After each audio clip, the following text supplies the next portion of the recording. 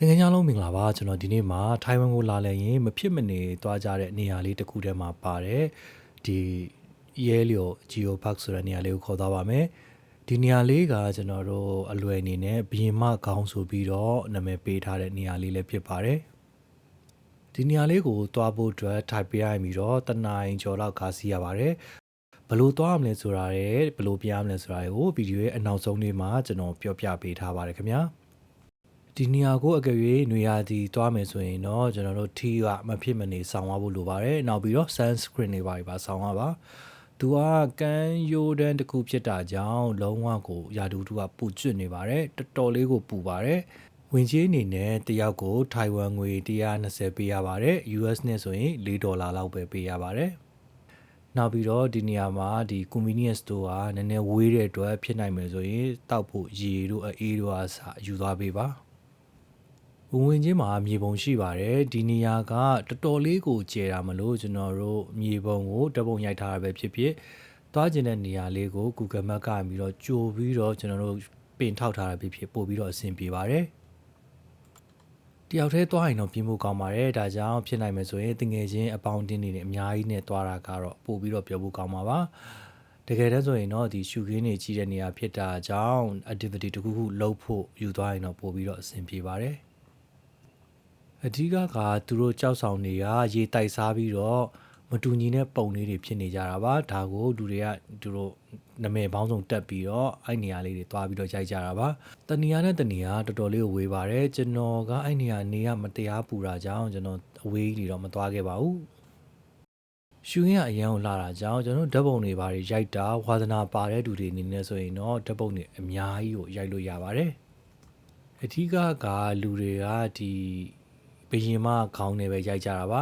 ကျွန်တော်လွန်ခဲ့တဲ့အနှစ်20ကျော်ကရောက်ပူပါတယ်ရောက်ပူတဲ့အခါမှာဘရင်မခေါင်းဒီလေဘင်းရဟိုတော်တော်လေးကြီးပါသေးတယ်အခုနှစ်20ကျော်တဲ့အခါမှာရေတိုက်စားပြီးတော့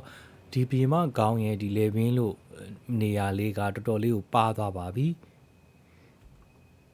ဒါကြောင့်ထိုင်ဝမ်မှာအခုရောက်နေတဲ့တငယ်ချင်းတွေရှိရင်လည်းဒီအထင်ကြီးရနေရာတစ်ခုဖြစ်တဲ့ဒီနေရာလေးမှာဒီဘီယမကောင်းလေပင်ကြီးမပြတ်ခင်အမတ်တရားအနေနဲ့တွားပြီးတော့ရိုက်လို့ရပါတယ်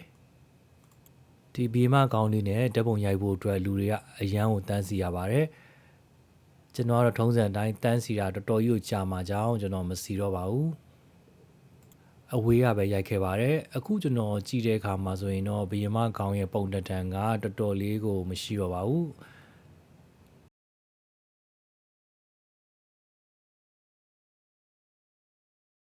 ဒါကဟိုးလွန်ခဲ့တုန်းကရှိခဲ့တဲ့ပုံမှာပို့ပြီးတော့ဒီအင်္ဂလန်ဘီယင်မခေါင်းရဲ့ပုံနဲ့ပို့ပြီးတူပါတယ်အခုကတော့လုံးဝကိုခေါင်းကြီးကတိတိလေးပဲကြံပါတော့လေ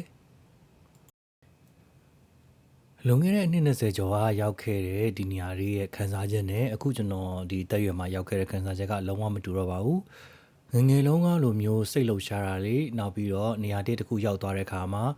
ပျော်ရွှင်တာတွေမရှိတော့ဘဲနဲ့ဟိုလာဘူးတဲ့နေရာတစ်ခုကိုပြန်လာတဲ့အခါမှာ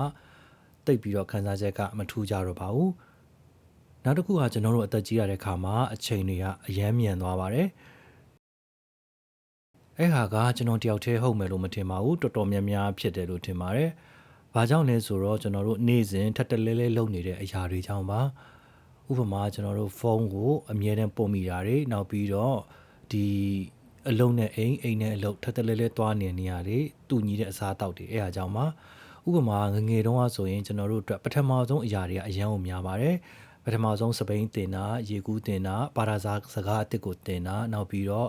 ရုပ်ရှင်ရုံမှာရုပ်ရှင်စာကြည့်တာအခုလိုမျိုးမရောက်ဘူးတဲ့နေရာတစ်ခုခုကိုသွားတာက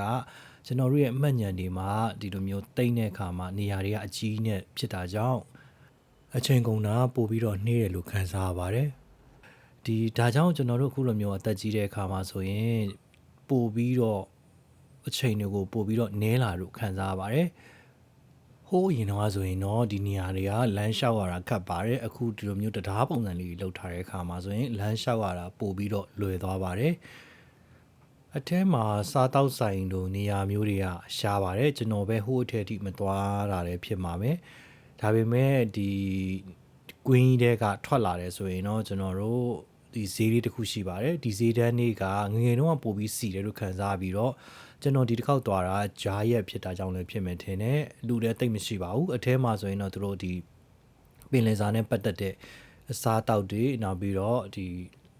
ဒီအမှတ်တရပစ္စည်းတွေရောင်းပါတယ်ဒီနေရာမှာလူတော်တော်များများဝယ်ကြတာကမိုးကအင်ကြီးပါဒီမိုးကအင်ကြီးကထူပြီးတော့တန်တယ်ပို့ပြီးတော့ဈေးတဲ့တန်တယ်ဆိုခံစားပြီးတော့ဝယ်ကြတာများပါတယ်ပင်လယ်စာတွေနှစ်သက်တဲ့တငယ်ချင်းတွေဆိုရင်တော့ဒီအပြင်မှာပင်လယ်စာရောင်းတဲ့ဆိုင်တွေရှိပါတယ်လက်လက်ဆက်ဆက်သူတို့ဒီရေကန်ကြီးတွေနဲ့ထည့်ပြီးရောင်းတာပါဒါပေမဲ့တယောက်တည်းသက်ဆိုင်ဒီလိုလူအများကြီးအဖွဲလိုက်သွားစားတာတော့ပို့ပြီးတော့မှားတာပို့ပြီးတော့အဆင်ပြေပါတယ်အပြင်ဘက်မှာ 7-Eleven ရှိတာကြောင့်ကျွန်တော်တို့အစာပြေတခုခုဝယ်စားလို့တော့ရပါတယ်အပေါ်မှာလည်းထိုင်ကုန်နေရာတွေရှိတာကြောင့်အေးစစ်စစ်ထိုင်ပြီးတော့စားလို့ရပါတယ်ပြန်ဖို့အတွက်ဆိုရင်ကျွန်တော်တို့ဒီ 7-Eleven ရဲ့မျက်နှာချင်းဆိုင်မှာရှိတဲ့ဒီ in-house hotel ရှိမှာဆိုရင်ဘတ်စကားဂိတ်တစ်ခုရှိပါတယ်အဲ့ဘတ်စကားဂိတ်ကနေပြီးတော့953ကိုစီးရင်လည်းကျွန်တော်တို့ဒီထိုက်ပေမြို့ထဲပြန်ရောက်ပါတယ်တခုရှိတာကဒီဘတ်စကားကအချိန်ကတစ်ခုနဲ့တစ်ခုကြာရင်မိနစ်အစိတ်30လောက်တော့စောင့်ရပါတယ်ဒါကြောင့်ကျွန်တော်တို့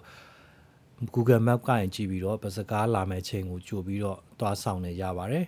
ဒါမှမဟုတ်ရင်ကျွန်တော်တို့အလာတုံးကဆင်းခဲ့တဲ့ဘတ်စကားဂိတ်ရဲ့ဒီမျက်နှာချင်းဆိုင်မှာရှိတဲ့ဒီဘတ်စကားဂိတ်မှာလည်းစီးလို့ရပါတယ်ကားနံပါတ်ကတော့ကျွန်တော်တို့အလာတုံးကစီးခဲ့တဲ့1835ကိုပဲပြန်စီးလို့ရပါတယ်ဒီရဲလျိုကိုဘယ်လိုလာရမလဲဆိုရင်တော့ကျွန်တော်တို့ကျုံလျှောက်ရှင်းစန်းဆိုတဲ့ဒီ MRT ဂိတ်ကနေပြီးတော့ဂိတ်နံပါတ်3ကိုထွက်ပါဂိတ်နံပါတ်3ထွက်ချင်းမှာကျွန်တော်တို့ညာဘက်ကို꿰လိုက်ပြီးတော့လမ်းမတန်းကိုရောက်ပါမယ်အဲ့မှာဘတ်စကားဂိတ်လေး3ခုရှိပါတယ်အဲ့ထဲမှာ1835ဘတ်စကားဂိတ်ရဲ့ရက်တဲ့ဒီလိုမျိုးနေရာအောက်ကိုဝင်ပြီးတော့အဲ့မှာသွားဆောင်ပေးပါဖြစ်ချင်တော့ကျွန်တော်ဗီဒီယိုရိုက်နေတော့မှာပဲကားရောက်တာတဲ့အတွက်ကျွန်တော်အမြန်ကိုပြေးတက်လိုက်ရပါတယ်အဲအကြောင်းဗီဒီယိုလေးတောင်တေချာမရိုက်လိုက်ရပါဘူးသူ့ဂိတ်ကတော့ဒီဟိုဘက်တောင်ဆုံးကဂိတ်ပါဘတ်စကားဂိတ်39ဂိတ်စီးရပါတယ်တနင်္လာနေ့ကျော်လောက်စီးရပါတယ်ဘတ်စကားထဲမှာတဲ့ USB နဲ့ဖုန်းအားသွင်းလို့ရပါတယ်အကယ်၍အဲ့မှာမစီးချင်ဘူးဆိုရင် Taipei City Hall Bus Station မှာသွားစီးရရပါတယ်ဒီစီးရမယ့်ကားနံပါတ်ကတော့တူတူပါပဲဘတ်စကားဂိတ်ကနေပြီးတော့17မိနစ်လောက်လမ်းလျှောက်ရပါတယ်လမ်းလျှောက်တဲ့ဗီဒီယိုလေးပါကျွန်တော်ထည့်ပေးထားပါတယ်ဗီဒီယိုလေးကိုအစားဆုံးကြည့်ပေးတဲ့တကယ်ကြလုံးကိုကျေးဇူးထူးပဲတင်ရှိပါတယ်တကယ်ကြလုံးချမ်းသာပျော်ရွှင်ကြပါစေဘိုင်ဘိုင်